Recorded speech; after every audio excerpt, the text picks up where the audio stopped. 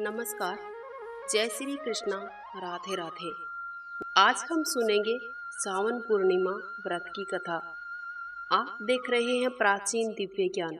आप सभी का एक बार फिर से स्वागत है। भगवान शिव का प्रिय महीना है सावन। भक्तों के लिए बहुत अधिक महत्व रखता है ये महीना। भगवान शिव के भक्त न केवल सावन सोमवार का व्रत करते हैं बल्कि सावन पूर्णिमा का व्रत भी करते हैं और पूजन भी करते हैं। भक्ति के लिए विशेष फलदायी माना गया है ये माह। सावन पूर्णिमा पर केवल पूजा ही नहीं, व्रत का भी खास महत्व बताया गया है। अब हम सुन लेते हैं सावन पूर्णिमा व्रत की कथा। किसी नगर में तुंगध्वज नामक राजा राज्य किया करता था।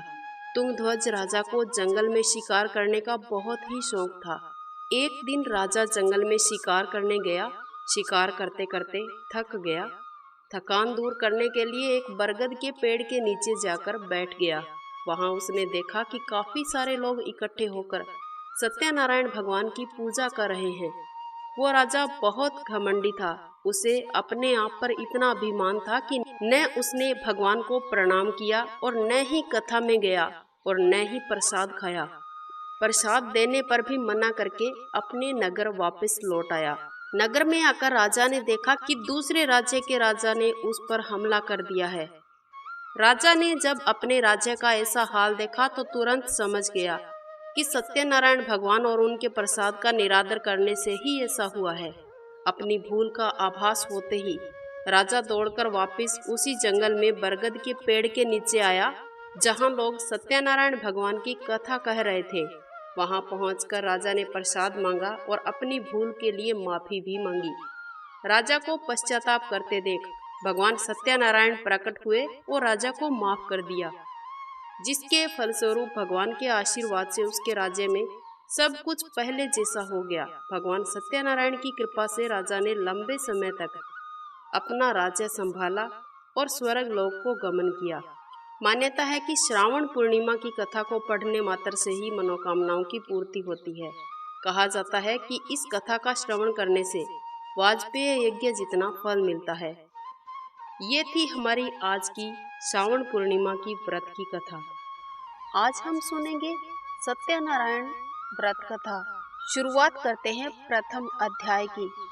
एक समय की बात है, नैशिरण्य तीर्थ में सोनिकादि 88,000 ऋषियों ने श्री सूत जी से प्रश्न पूछा, हे प्रभु, इस कलयुग में वेद विद्या रहित मनुष्यों को प्रभु भक्ति किस प्रकार से मिल सकती है? उनका उद्धार कैसे होगा? हे मुनि श्रेष्ठ, कोई ऐसा तप बताइए जिससे थोड़े समय में ही पुण्य की प्राप्ति हो सके। इस प्रकार की कथा सुनने की हम सभी इच्छा रखते हैं। सर्व शास्त्रों के ज्ञाता सूत जी बोले, हे वैष्णवों में पूज्य, आप सभी ने प्राणियों के हित की बात पूछी है, इसलिए मैं ऐसे श्रेष्ठ व्रत को आप लोगों को बताऊंगा जिसे नारद जी ने लक्ष्मी नारायण जी से पूछा था। और लक्ष्मीपति ने मुनि श्रेष्ठ नारद जी से कहा, आप इसे ध्यान से सुनिएगा। एक समय की बात है, योगी राज नारद जी दूसरों की हित की इच्छा के लिए अनेकों लोकों में घूमते हुए मृत्यु लोक में आ पहुँचे।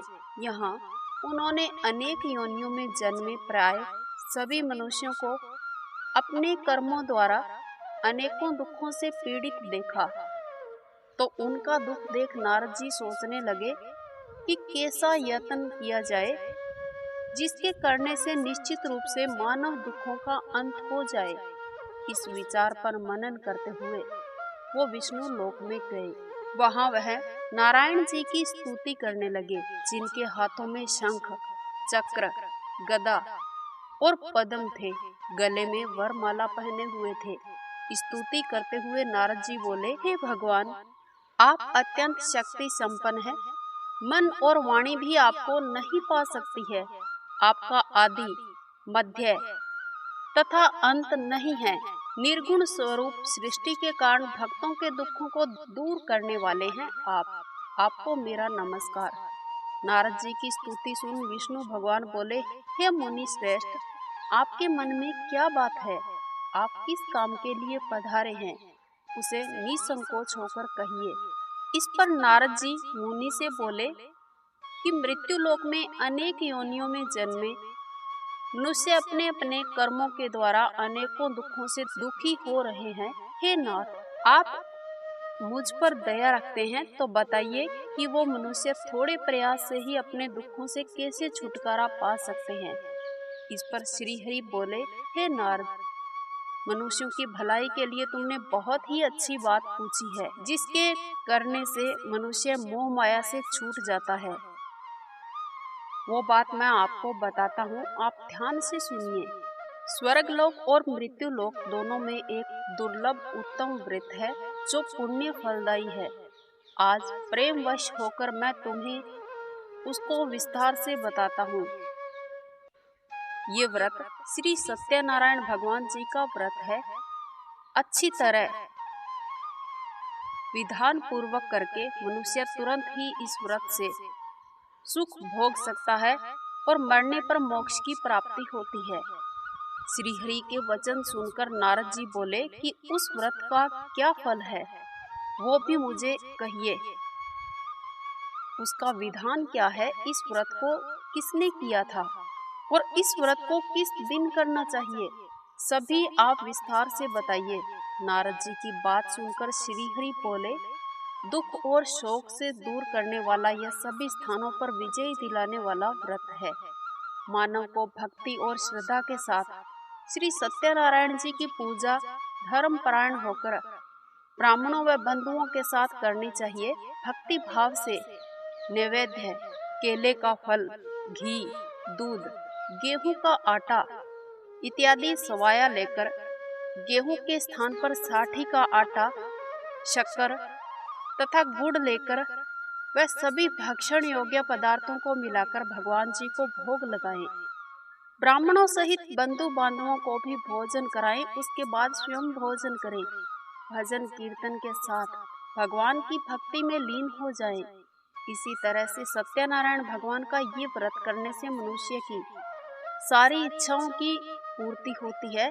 इस कली काल अर्थात कलयुग में मृत्यु लोक में मोक्ष का यही एक सरल उपाय बताया गया है। इसी के साथ हमारा सत्यनारायण भगवान की व्रत कथा का प्रथम अध्याय संपूर्ण होता है। अब हम शुरू करते हैं सत्यनारायण व्रत कथा द्वितीय अध्याय। सूत जी बोले, हे ऋषियों, जिसने पहले समय में इस व्रत को किया था उसका इतिहास मैं आपको कहता हूँ, ध्यान से सुनो। सुंदर काशीपुरी नगरी में अत्यंत निर्धन एक ब्राह्मण रहता था। भूख प्यास से परेशान वो धरती पर घूमता रहता था। ब्राह्मणों से प्रेम करने वाले भगवान ने एक दिन ब्राह्मण का वेश धारण करके उनके पास जाकर पूछा, हे विप्र, नित्य दुखी होकर तुम पृथ्वी पर क्यों घूमते हो? वो दीन ब्राह्मण बोला, मैं निर्धन ब्राह्मण हूँ, भिक्षा के लिए इस धरती पर घूमता हूँ। हे भगवान, यदि आप इसका कोई उपाय जानते हो तो मुझे बताइए। वृद्ध ब्राह्मण कहता है कि सत्यनारायण भगवान मन वांछित फल देने वाले हैं, इसलिए आप उनका पूजन करो। इसे करने वाले मनुष्यों को सभी दुखों से मुक्ति मिलती है। वृद्ध ब्राह्मण बनकर आए सत्यनारायण भगवान उस निर्धन ब्राह्मण को व्रत का सारा विधान बताकर अंतर्ध्यान हो गए। ब्राह्मण मन ही मन सोचने लगा कि जिस व्रत को वृद्ध ब्राह्मण करने को कहकर गया है, मैं उसे जरूर करूंगा। ये निश्चय करने के बाद उसे रात में नींद नहीं आई। वो सुबह उठकर सत्यनारायण भगवान का व्रत करने का निश्चय करके भिक्षा मांगने के लिए चला गया। उस दिन निर्धन ब्राह्मण को भिक्षा में बहुत सारा धन मिला, जिससे उसने बंधु बांधवों के साथ मिलकर सत्यनारायण भगवान के व्रत को पूर्ण किया। भगवान सत्यनारायण जी का व्रत संपन्न करने के बाद निर्धन ब्राह्मण सभी दुखों से छूट गया, अनेक प्रकार के सुखों से युक्त हो गया। उसी समय से ब्राह्मण हर माह इस व्रत को करने लगा। इस तरह से सत्यनारायण भगवान के व्रत को जो मनुष्य करेगा वो सभी प्रकार के पापों से छूटकर मोक्ष को प्राप्त करेगा। जो मनुष्य इस व्रत को करेगा वो सभी दुखों से मुक्त हो जाएगा, सूत जी बोले, इस तरह से नारद जी से नारायण जी का कहा हुआ श्री सत्यनारायण का व्रत मैंने तुमसे कहा है। हे विप्रो, मैं अब और आपको क्या कहूँ। ऋषि बोले, हे मुनिवर, संसार में उस विप्र से सुनकर और किस किस ने इस व्रत को किया, ये भी बात मैं आपसे सुनना चाहता हूँ। इसके लिए हमारे मन में श्रद्धा का भाव है। सूत जी बोले, हे मुनियों, जिस जिसने इस व्रत को किया है वो सब मैं आपको बताता हूँ, आप ध्यान से सुनो। एक समय वही विप्र धन व ऐश्वर्य के अनुसार अपने बंधु बांधवों के साथ इस व्रत को करने को तैयार हुआ। उसी समय एक लकड़ी बेचने वाला बूढ़ा आदमी आया, लकड़ियां बाहर रखकर अंदर ब्राह्मण के घर में गया। प्यास से दुखी वो लकड़हारा उनको व्रत करता देख नमस्कार किया और पूछने लगा कि ये आप क्या कर रहे हैं, इसको करने से क्या फल मिलेगा, कृपा आप मुझे भी बताइए। तो ब्राह्मण ने कहा कि सब मनोकामनाओं को पूरा करने वाला यह सत्यनारायण भगवान का व्रत है। इसकी कृपा से मेरे घर में धन आदि की कोई कमी नहीं रही। विप्र से सत्यनारायण व्रत के बारे में जानकर वो लकड़हारा बहुत प्रसन्न हुआ। फिर चरणामृत और प्रसाद लेने के बाद अपने घर गया। लकड़हारे ने मन में संकल्प किया कि आज लकड़ी बेचकर जो धन मिलेगा उसी से श्री सत्यनारायण भगवान का ये व्रत करूंगा। मन में इसी विचार को लेकर बूढ़ा आदमी सिर पर लकड़ियां रखकर नगर में बेचने गया, जहां धनी लोग ज्यादा रहते थे। उस नगर में उसे अपनी लकड़ियों का दाम पहले से 4 गुना अधिक मिलता है। बूढ़ा आदमी बहुत प्रसन्न होता है। प्रसन्नता के साथ दाम लेकर केले, शक्कर और सारी पूजन सामग्री खरीद कर लेकर आता है और फिर अपने बंधु बांधवों को बुलाकर विधि विधान से सत्यनारायण भगवान का पूजन और व्रत करता है। इस व्रत के प्रभाव से वो बूढ़ा लकड़हारा धन, पुत्र आदि से युक्त होकर संसार के समस्त सुख भोग अंत में वैकुंठ धाम चला जाता है। सत्यनारायण भगवान व्रत कथा का 2वां अध्याय पूरा होता है। अब हम सुनेंगे सत्यनारायण व्रत कथा का 3रा अध्याय। सूत जी बोले, हे श्रेष्ठ मुनियों, अब आगे की कथा मैं आपको कहता हूँ। किसी समय में उल्कामुख नाम का एक बुद्धिमान राजा था। वो सत्यवक्ता और जितेंद्रिय था।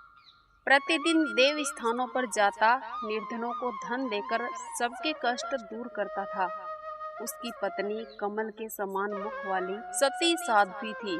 भद्रशिला नदी के तट पर उन दोनों ने सत्यनारायण भगवान का व्रत किया था। उसी समय एक साधु नाम का वैश्य आया। उसके पास व्यापार करने के लिए बहुत सारा धन भी था।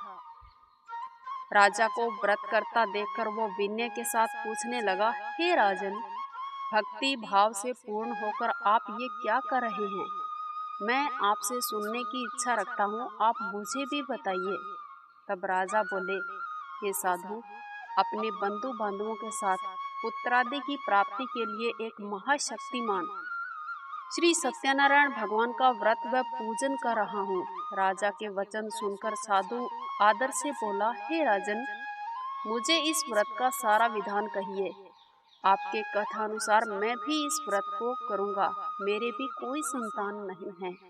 इस व्रत को करने से निश्चित ही मुझे संतान की प्राप्ति होगी। राजा से व्रत का सारा विधान सुनकर व्यापार से निवृत्त होकर वो अपने घर गया। उस साधु वैश्य ने अपनी पत्नी को संतान देने वाले इस व्रत का वर्णन कह सुनाया और कहा कि जब मेरी संतान होगी तब मैं इस व्रत को करूँगा। साधु ने इस तरह के वचन अपनी पत्नी लीलावती से कहे। एक दिन लीलावती सत्यनारायण भगवान की कृपा से गर्भवती हो गई। फिर उसके गर्भ से एक सुंदर कन्या ने जन्म लिया। दिनों दिन वो ऐसे बढ़ने लगी जैसे कि शुक्ल पक्ष में चंद्रमा बढ़ता हो। माता पिता ने अपनी कन्या का नाम कलावती रखा। एक दिन लीलावती ने मीठे शब्दों में अपने पति को याद दिलाया कि आपने सत्यनारायण भगवान के जिस व्रत को करने का संकल्प किया था उसे करने का समय अब आ गया है। आप इस व्रत को करिए। साधु बोला, हे प्रिय, इस व्रत को मैं उसके विवाह पर करूँगा।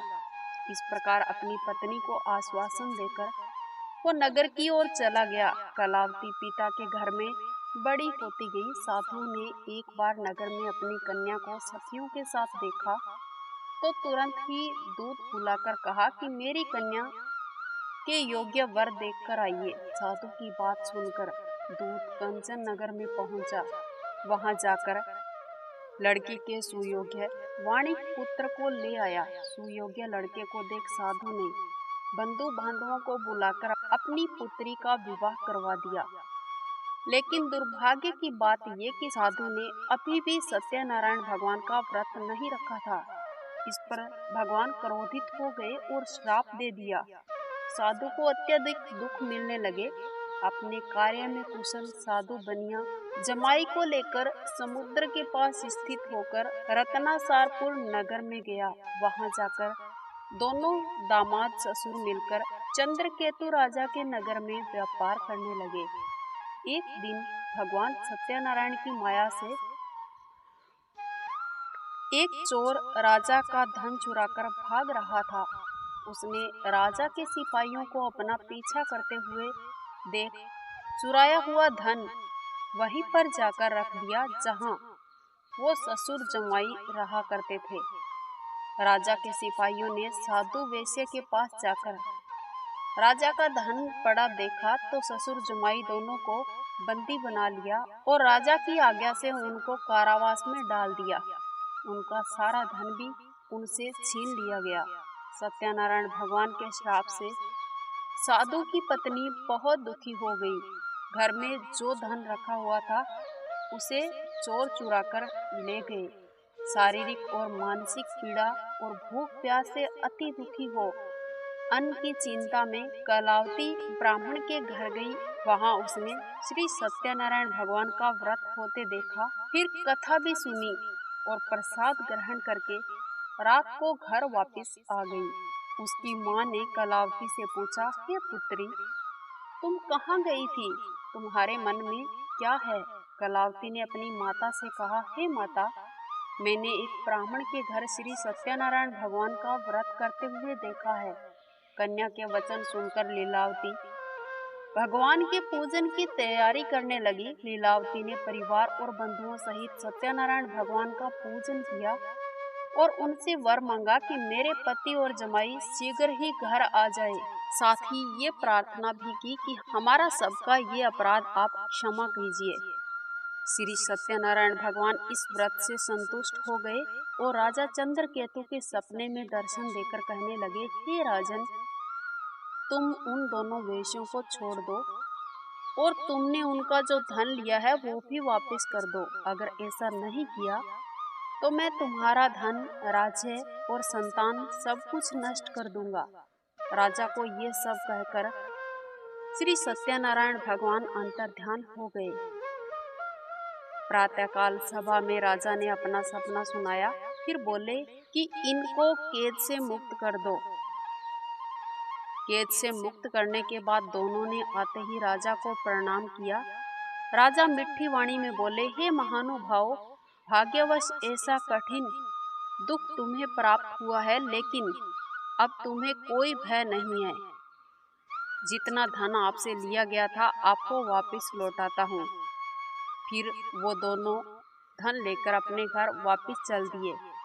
सत्यनारायण भगवान की व्रत कथा का तीसरा अध्याय संपूर्ण हुआ। अब हम चतुर्थ अध्याय पढ़ेंगे। सूत जी बोले, वेश्या ने मंगलाचार कर अपनी यात्रा आरंभ की और अपने नगर की ओर चल दिए। उनके थोड़ी ही दूर जाने पर एक दंडी वेशधारी श्री सत्यनारायण जी ने उनसे पूछा, हे साधु, तेरी नाव में क्या है? अभिवाणी वणिक हंसता हुआ बोला, हे दंडी, आप क्यों पूछते हो? क्या धन लेने की इच्छा है आपकी? मेरी नाव में तो बेल और पत्ते भरे हुए हैं। वेश्या के कठोर वचन सुनकर भगवान बोले, तुम्हारा वचन सत्य हो। दंडी ऐसे वचन कह वहां से चले गए। कुछ दूर जाकर समुद्र किनारे बैठ गए।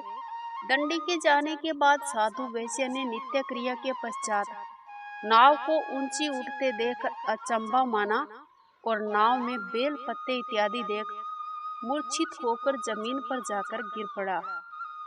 मूर्छा खुलने पर अत्यंत शोक में डूब गया।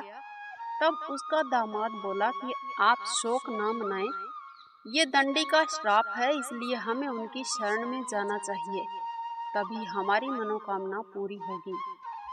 दामाद जी की बात सुनकर वे दंडी के पास पहुँचे तो अत्यंत भक्ति भाव से नमस्कार करके बोला, मैंने आपसे जो असत्य वचन कहे थे उनके लिए मैं क्षमा मांगता हूँ। ऐसा कहकर महान शोकातुर हो रोने लगा। तब दंडी भगवान बोले, हे वणिक पुत्र, मेरी आज्ञा से बार बार तुम्हें दुख प्राप्त हुआ है, तू मेरी पूजा से विमुख हुआ। साधु बोला, हे भगवान, आपकी माया से ब्रह्मा आदि देवता भी आपके रूप को नहीं जानते, तब मैं अज्ञानी भला आपको कैसे जान सकता हूँ।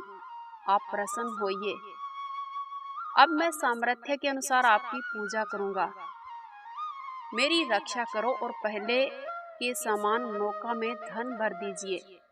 साधु वैश्य के भक्ति भाव पूर्वक वचन सुनकर भगवान प्रसन्न हो गए और फिर उनको वरदान देकर अंतर्ध्यान हो गए। ससुर जमाई जब नाव के पास आए तो नाव धन से भरी हुई थी। फिर वही अपने अन्य साथियों के साथ सत्यनारायण भगवान का पूजन करके अपने नगर की ओर चल दिए। जब नगर के नजदीक पहुंचे तो दूत को घर पर खबर करने के लिए भेजा। दूत साधु की पत्नी को प्रणाम कर कहता है कि मालिक अपने दामाद सहित नगर की ओर लौट रहे हैं। दूत की बात सुनकर साधु की पत्नी लीलावती ने बड़े ही हर्ष के साथ सत्यनारायण भगवान का पूजन कर अपनी पुत्री कलावती से कहा कि मैं अपने पति के दर्शन को जाती हूँ, तू सारे घर का कार्य पूर्ण कर शीघ्र ही आ जाना। माता के ऐसे वचन सुनकर कलावती जल्दी में प्रसाद छोड़कर अपने पति के पास चली गई। प्रसाद की अवज्ञा के कारण श्री सत्यनारायण भगवान रुष्ट हो गए। नाव सहित उसके पति को पानी में डुबो दिया। कलावती अपने पति को वहां न पाकर रोती हुई जमीन पर गिर गई और नौका को डूबा हुआ देख वह कन्या को रोता हुआ देख साधु दुखी होकर बोला, हे प्रभु, मुझसे और मेरे परिवार से जो भूल हुई है उसे क्षमा कीजिए। साधु के दीन वचन सुनकर श्री सत्यनारायण भगवान प्रसन्न हुए और आकाशवाणी हुई, हे साधु, तेरी कन्या मेरे प्रसाद को छोड़कर आई है, इसलिए उसका पति अदृश्य हो गया है। यदि वो घर जाकर प्रसाद खाकर लौटती है तो उसे उसका पति अवश्य ही मिलेगा। ऐसी आकाशवाणी सुनकर कलावती घर पहुंचकर प्रसाद खाती है, फिर आकर अपने पति के दर्शन करती है।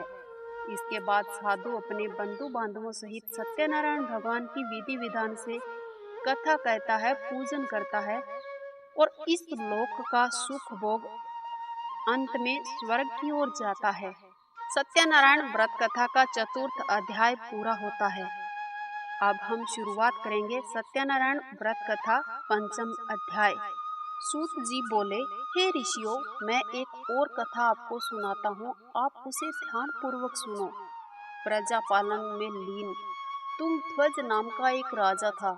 उसने भी भगवान का प्रसाद त्याग कर बहुत ही गलत किया। एक बार वन में जाकर वन्य पक्षियों को, पशुओं को मारकर वो बड़ के पेड़ के नीचे आकर बैठ गया। वहां उसने ग्वालों को भक्ति से अपने बंधुओं सहित सत्यनारायण भगवान का पूजन करते हुए देखा। अभिमानवश राजा उन्हें देखकर भी पूजा स्थान पर नहीं गए और ना ही भगवान को नमस्कार किया। ग्वालों ने राजा को प्रसाद दिया, लेकिन उस राजा ने प्रसाद भी नहीं ग्रहण किया। प्रसाद को वहीं छोड़कर अपने नगर की ओर चला गया।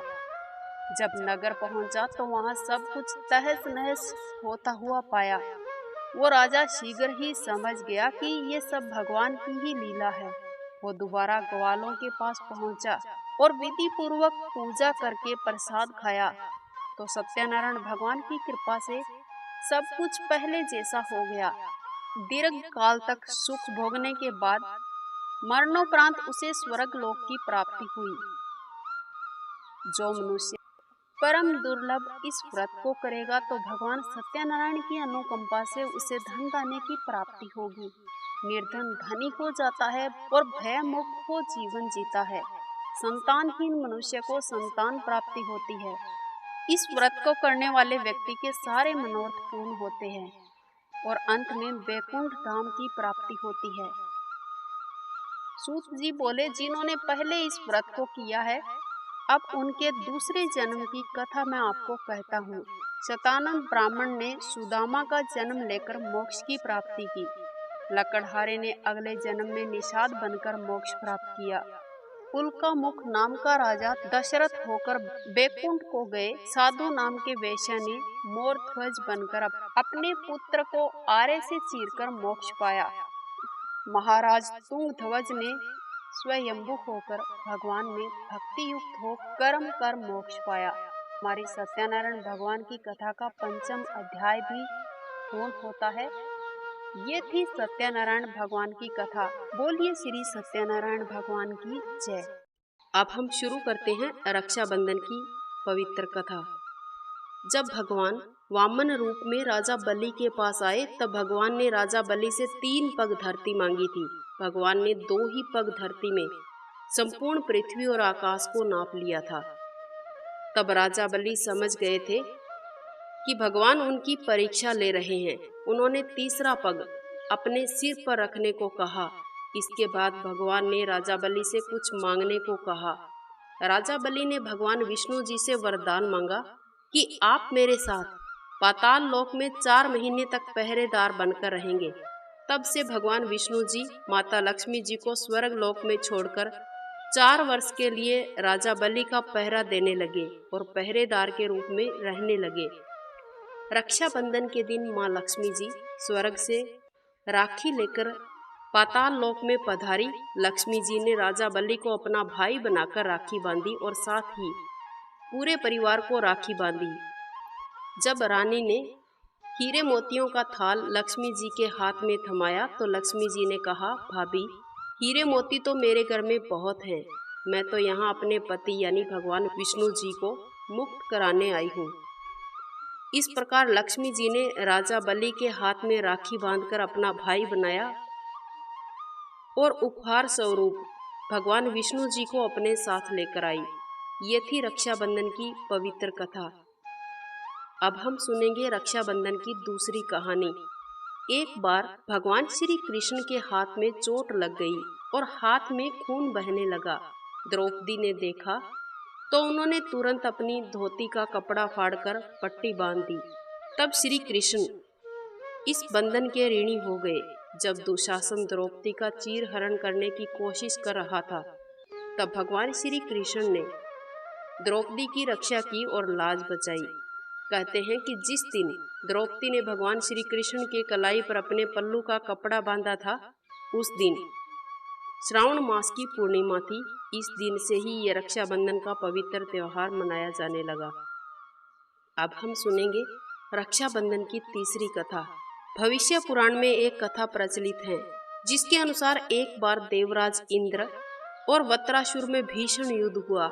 इस युद्ध में देवराज इंद्र की रक्षा के लिए इंद्राणी शची ने देवराज इंद्र की कलाई पर श्रावण पूर्णिमा के दिन राखी बांधी, जिसने युद्ध में देवराज इंद्र की रक्षा की और युद्ध में विजयी हुआ।